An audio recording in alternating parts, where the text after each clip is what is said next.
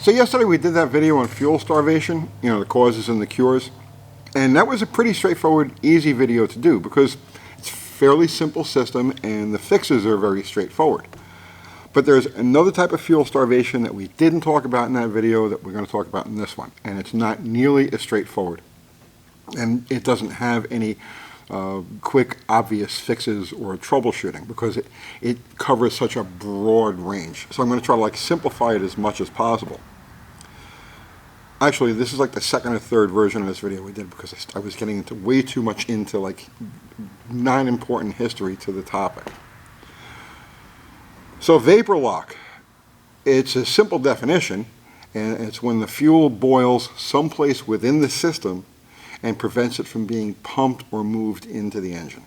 So when the gasoline boils inside the fuel line, inside the pump, inside the carburetor, it doesn't flow. The fuel pumps that we use can't pump a vapor, a gas, they can only pump a liquid. Same thing with carburetors, they can only pump a liquid. And vapor lock doesn't only affect carburetors. Vapor lock also affects certain types of fuel injection, and we'll get to that towards the end. But the brief history of vapor lock, and vapor lock has been around since the beginning of time, since we started using gasoline in internal combustion engines. There have been tendencies under certain circumstances for the fuel to boil inside, someplace inside the system. Typically, up until the very late 60s, it was a relatively rare occurrence. It would happen, let's say, at high altitudes on really hot days, climbing hills, and you'd have fuel boiling someplace in the system. The car would stall, you'd pull off to the side of the road, wait 10 minutes, it cools off, start it up, and keep driving. It was a rare enough occasion. It happened, but it didn't happen so often that it was an issue. And the refiners were able to use a lot of different additives in the gasoline of the day to keep it from boiling, to keep it from evaporating. Gasoline. So it's important to understand that the gas we have today isn't the gas we had in the 40s, 50s, 60s, 70s, 80s, 90s, early 2000s. Gasoline has changed and evolved over the years. And it changed and evolved basically in step with the evolution of engines. So previous to the 1960s, everything was open, everything was vented to the atmosphere. So the fuel tank was vented, the carburetor was vented, everything was allowed to just evaporate into the atmosphere. So fuel was formulated, gasoline was formulated with anti-evaporation qualities. That's why gasoline, if you find a car that's been sitting around for 20 or 30 years and it still has liquid gas, it turns to varnish, it turns to that gum. Those are the anti-evaporation additives that they put in the fuel of the day that kept it from evaporating. And then you get to the early 1970s and forward, all of the systems were closed. The gasoline tanks were vented in through a charcoal canister, the carburetors were vented through a charcoal canister. There was very little allowed to escape into the atmosphere, and so they changed the formulation of gasoline, less anti-evaporative qualities. Then you get to fuel injection, and with fuel injection, the entire system is completely closed. There's no chance of anything evaporating to the atmosphere, and so they pretty much did away with it. It didn't become a concern anymore, and that's why you see that the gas today, when it sits for 10 years like that, it doesn't turn to varnish anymore. It turns to that like brown, crusty stuff, but it's not that gum varnish. Gasoline has changed with the technology. So, like I said, up until the late 60s, very late 60s, it was a thing, but it wasn't a major thing. As we go along through the evolution of the car from that point and dealing with cars that use technology developed before the 70s, carburetors, stuff that we use, mechanical fuel pumps and carburetors, it's an issue. It started late 1960s because at that point the government was leaning on auto manufacturers to start knocking down different emissions.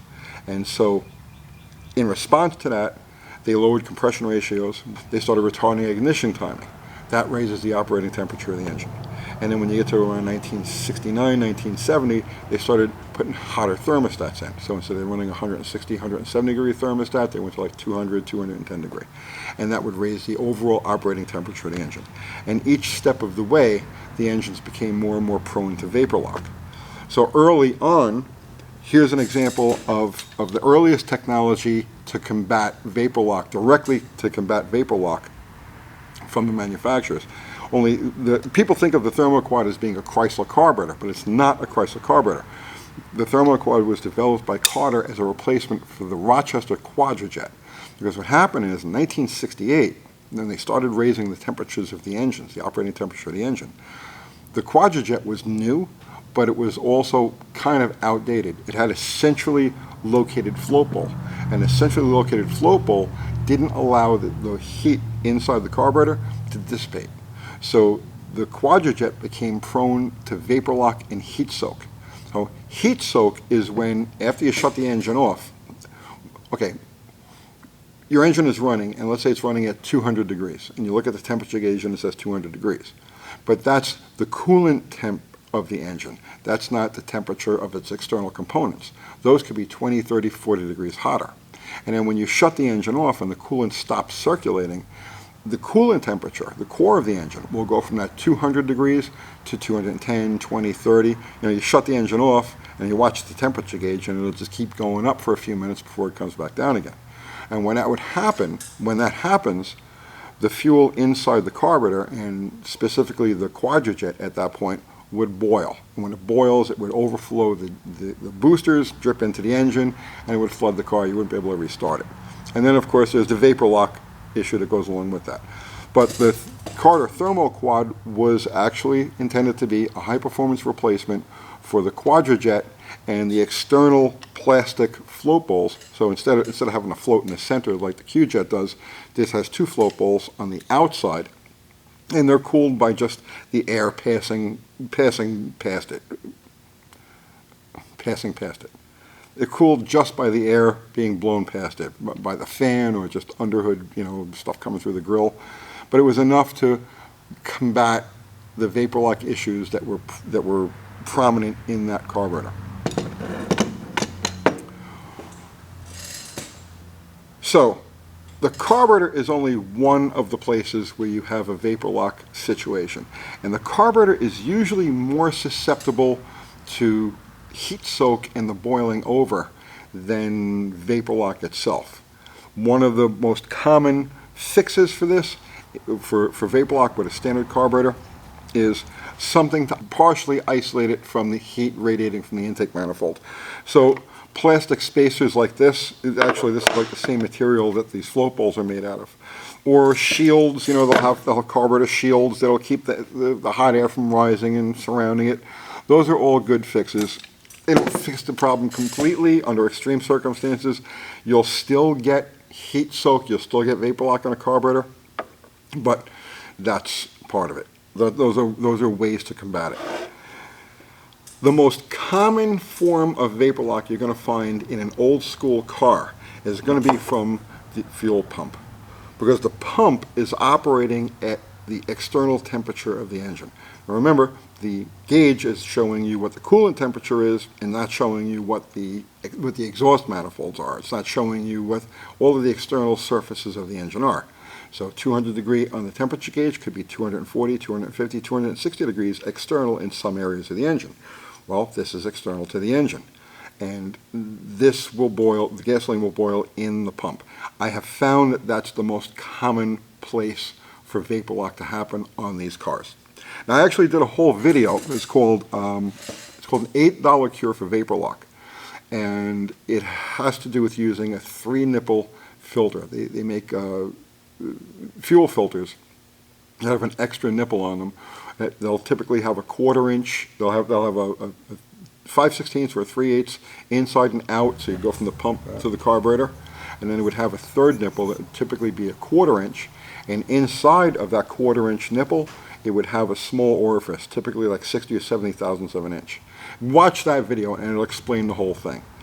And the purpose of using that type of filter is so that as fuel boils inside the pump, those vapors have a place to go, and it'll keep the pump from stalling with that vapor. It keeps everything moving. Some of the manufacturers did it right at the pump. General Motors, well, Chrysler did them. Chrysler and Ford did it at the filter, and General Motors did it at the pump themselves. You start to see applications from like 1970 on, 1971, 72 on, to the end of carbureted General Motors cars, where they had a third nipple on the fuel pump. And so you'd have your inlet, your outlet, and then you would have a vapor line that would go back to the tank. So again, as the fuel would boil inside the pump, it had a place to go, and the pump stayed with liquid, and it's able to move the liquid. The important thing is, A, to keep the underhood operating temperature of the engine as low as practical, keep as much open space around a mechanical fuel pump as possible, and keep the fuel moving by whatever means possible.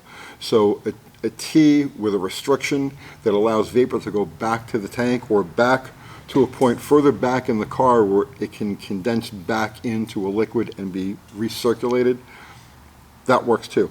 Anything that keeps the fuel moving will work wonders in preventing vapor lock at the pump. I'm going to show you two examples that I have here of basically vapor lock proof fuel systems. Now, I said earlier on, it's not just carbureted engines that have to deal with vapor lock. Early fuel injected engines that use a deadhead injection system, like this Jeep, are susceptible to it too. If you've got like a 4-liter Jeep, you know that on a hot day, you're stuck in traffic, it'll start to vapor lock. The temperature gauge will only be in 180, 190 degree range. But after you sit in traffic with, let's say, the air conditioning on, the underhood temperature starts to get hot, after a few minutes of sitting in traffic, it'll want to stall and buck and act all crazy. It takes a little while for it to, and in really bad situations, it'll stall and you won't be able to get it restarted. And it's because early fuel injection systems before ethanol, before they started adding ethanol to gasoline in 2006, fuel injection systems that were designed pre-ethanol, a lot of them were deadheaded. So you've got the pump in the tank, let's say it's sending 40 pounds forward, it hits the fuel rail, it's distributed through the injectors, but there's no return system to it. So as this area of the engine reaches the boiling point of the ethanol in the gasoline, it'll separate, it becomes a vapor, and then the injectors won't pass the vapor. And so the fuel rail right up here becomes a source of vapor lock. There's really nothing you can do about that unless you completely revamp the system and add a return line of some sort back to the tank. It takes a lot of engineering. The only fix you have for this is to vent it somehow, or the only practical fix is to vent it somehow. Some people put louvers in the hood. Anything you can do to eliminate the hot air from gathering around the fuel rail on a deadheaded electronic fuel injection system will help it not vapor lock, but there's no cure for it. It's an issue. All right, I want to show you two examples of fuel systems. Well, I'll show you on the Charger over here because this is pretty straightforward. All right, so on my Charger, now I've never had any sort of vapor lock issues with this car at all, and I do run the stock mechanical fuel pump, but I run a lot of ignition timing and I run a very cold thermostat in here. I think it's 160 degrees stat. So the underhood temperature stays nice and cool, and I haven't experienced a problem with it boiling in the pump yet. I may at some point, at which point I'll add one of those filters with the bypass on it. But one of the things that I did here, that if it's possible, if it's practical in your application, is that I've run my fuel line, it's a metal fuel line, and it runs to the outside of everything. So it's cooled by air as it passes under the hood, and it's not, well, the factory line comes through here and then under all of this mess, so that it gets hot. By running the line external like this, it stays cool. Now, anytime I talk about vapor lock, people right away, they throw in the thing about the clothespins.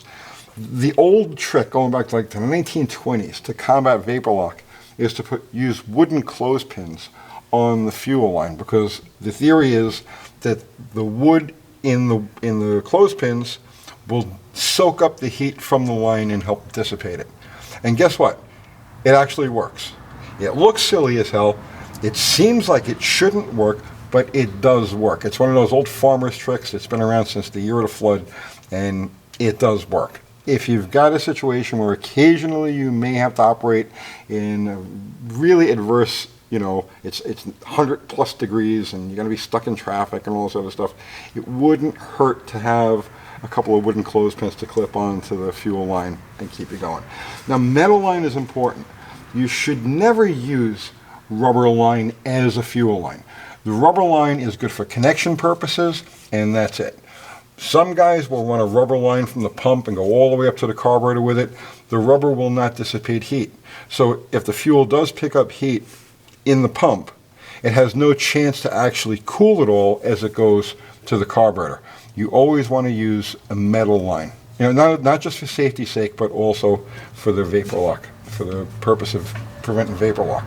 All right, now let's just say, for example, you want a completely vapor lock proof fuel system. Like, there's no chance of this thing ever experiencing vapor lock or heat soak. So on Bottle Rocket, we have an example of a fuel system that's optimized to avoid any sort of heat soak or vapor lock. Maybe not practical for the car that you're working with, but like I said, this is optimized. So here we have no mechanical pump at all. We have an electric pump mounted at the back of the car. We have an all steel line that's run as far away from any source of heat as is possible or practical. And it comes up over here. So you can see the line is run away from the engine, away from the headers. It's right against the fender well here, and it's an area that's as cool as you can get under the hood. Our regulator is mounted here, and then we've got our lines run in such a way that they're not in contact with anything, they're not surrounded by anything, they're just wide open, no place for them to absorb any heat, and all the opportunity in the world to dissipate it as air comes over it. On the carburetor, so we've got our nitrous plate down here, but the nitrous plate is made of the same type of phenolic resin that the float balls on a thermoquad or a thermal insulator gasket would be made, or a spacer would be made of. So that's our first line of defense from heat radiating from the intake manifold. And then we've got this spacer. So this carburetor is as isolated from engine heat as could possibly be. It works. Again, this is all set up for racing. It's not set up for daily driving. But the principles at work here are ones that you can incorporate into any car for your best possible results. So vapor lock is just a fact of life, and it's not going to get any better. They're probably not going to take the ethanol out of gas.